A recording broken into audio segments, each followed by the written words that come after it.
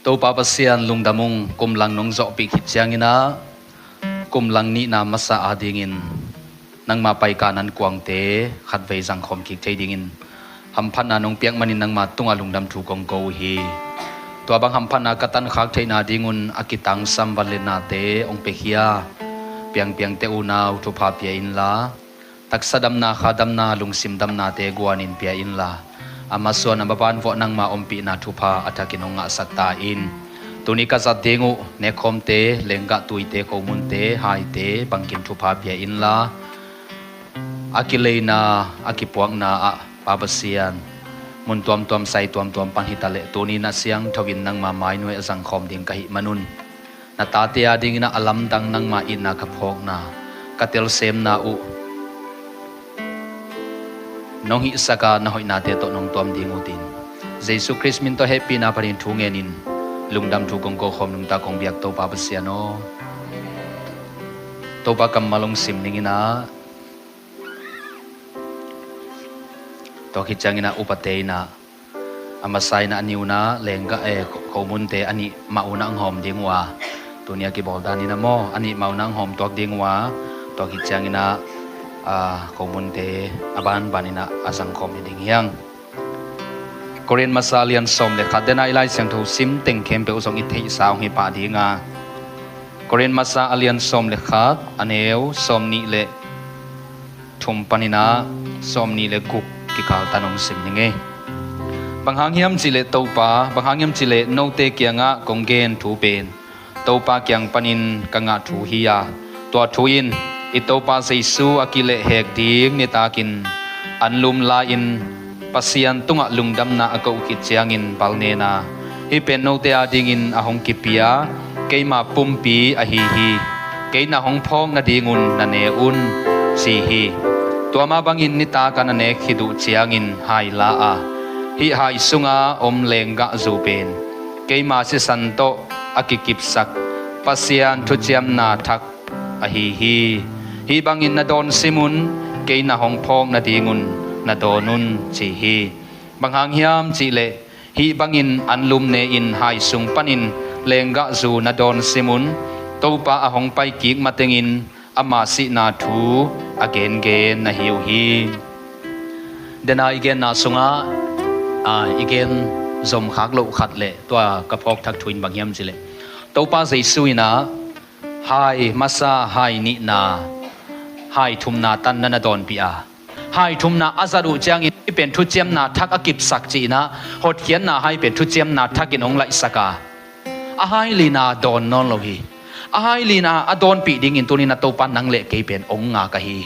no te to lungdam na kasat khop ki mateng lenga tui ka don non ke ding hi chi na akile hek ding ni takina nung sui te to pai kanan kwang azan na sunga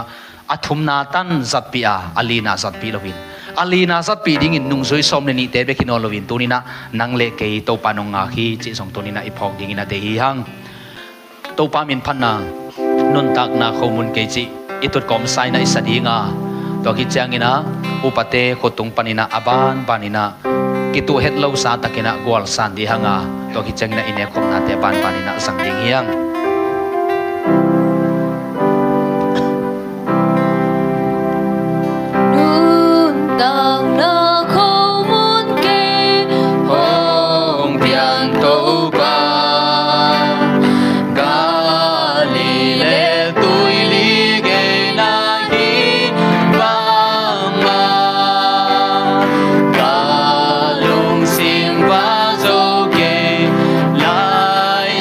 Na to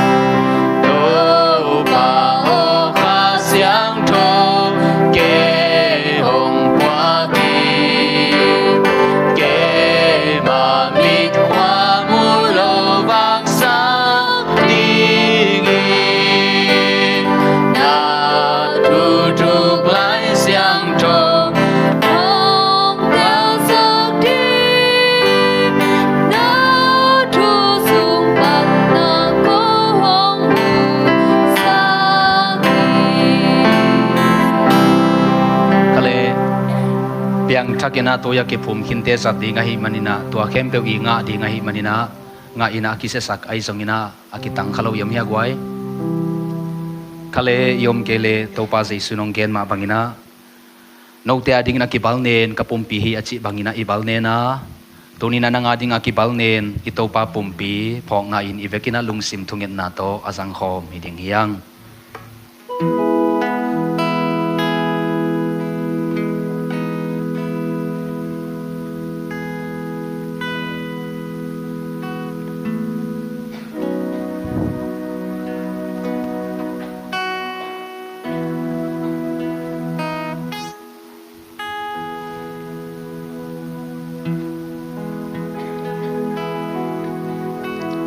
babasian lungdam mamaung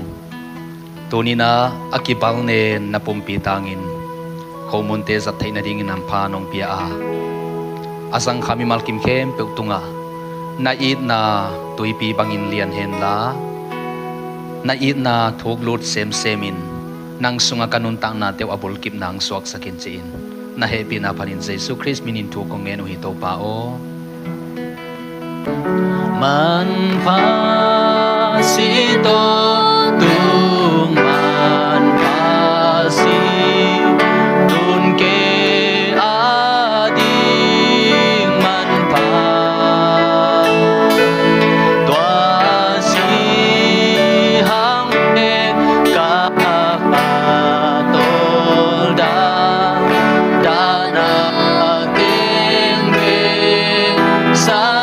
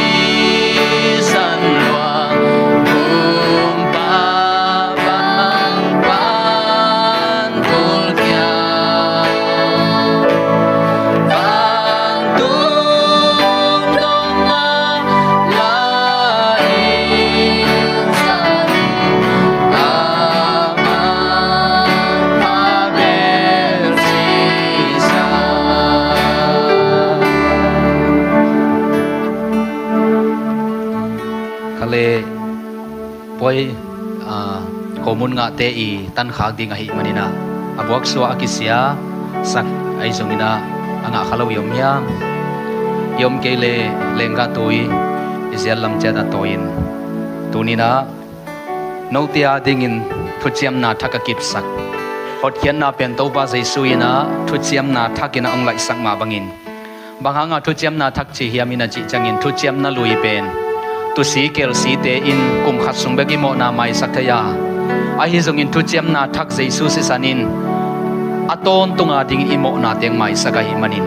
aton tunga ong mai sak tu chem na thak phong na in izati lenga tuite lungsim thungin na to ibek pina asang kho mi ding yang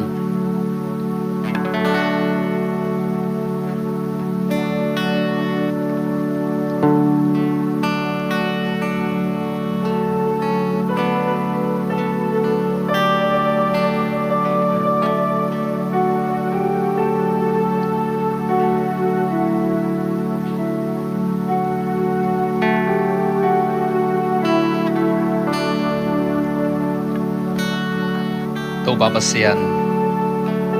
nang masisanin mo na kem pe mai sakin kum khat ai ding hilo khang khat ai ding hilo tule aton tunga dingin nang ma sisan man phama ma in ko te mo na khem pe ong sop siang sakin ong mai sak ma bangin nang ma inazong thu chiam na thak si in ko te tunga nong vai khak ma bangin to thu chiam na thak phoka nang ma sisan tangin lenga tu ya don mi khem pe tunga nang ma thu chiam na thak te kip sem hen la na sisan i sop siang na thu pha mo mai sak na thu pha zong akip akhona ong isak den lai ta in Jesus Christ minin thu kong ngen hunung ta to pa pasiano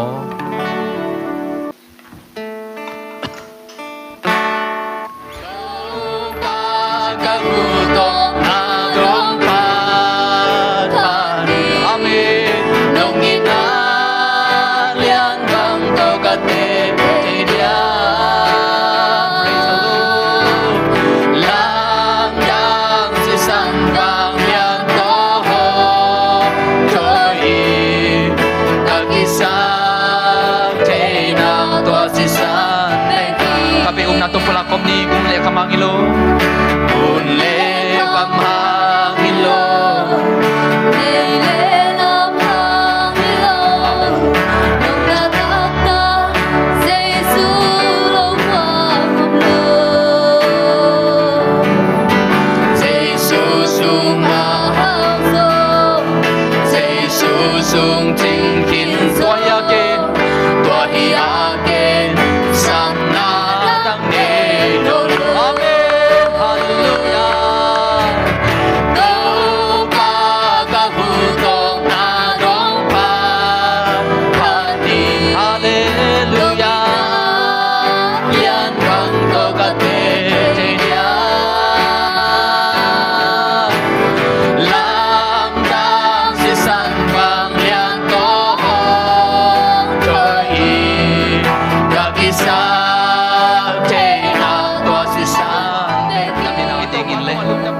Cimo hu dong tuak tia dingin panpi cai na dingin cin gidon pol pinangin nagil na kani na teu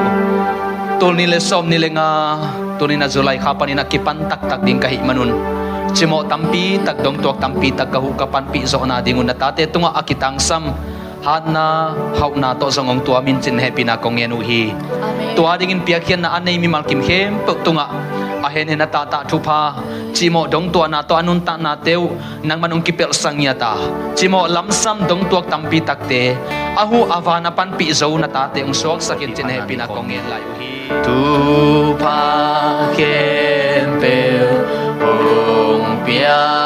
pasya hatun leko mi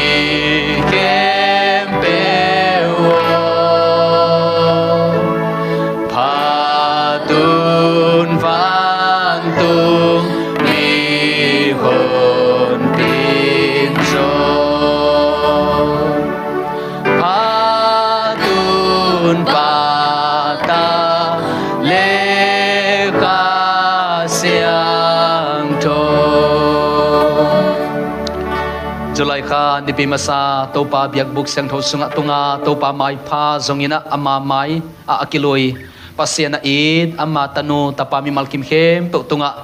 tuni sununi na topa min panna la izakte topa thunung ta kamal izakte umma bangin tua kamal tele tua wanglet na ten inun tang na unguk ton tungin ong makain ama kiang panin lampial lawa ete kalsuan ton tung theina dingin ipapasya nongin na thupa tapa Jesu Christ ong guphian na thupa le khasiang thuk ompi lamla makai na kitwa pi na in tule aton tungin eiting khem tunga ongkip ong khau den ton tung ta hen